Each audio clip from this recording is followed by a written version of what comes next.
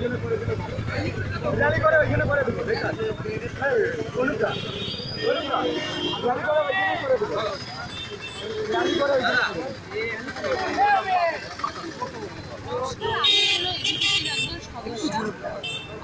আমি একজন রায়গঞ্জের বাসিন্দা।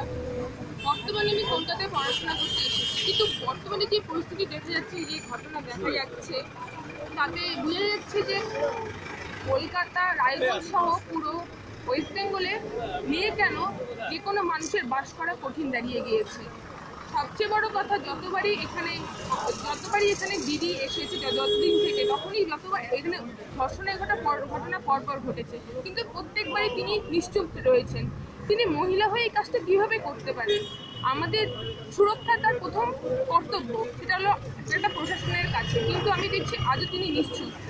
দিনের বেলা 4 জন মহিলাকে, শিক্ষিকা সহ 4 জন মহিলাকে জনলোকে কিভাবে তুলে নিয়ে গিয়ে ধর্ষণ করতে পারে, এরকম জঘন্যতম ন্যাক্কারজনক ঘটনা একমাত্র ওয়েস্ট বেঙ্গলেই বুঝি সম্ভব।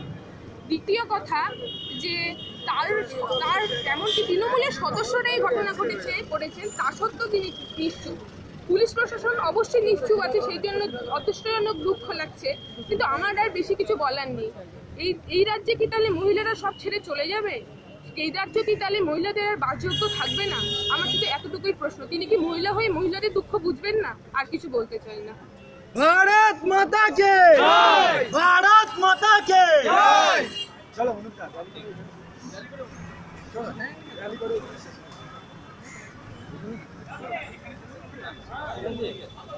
चलो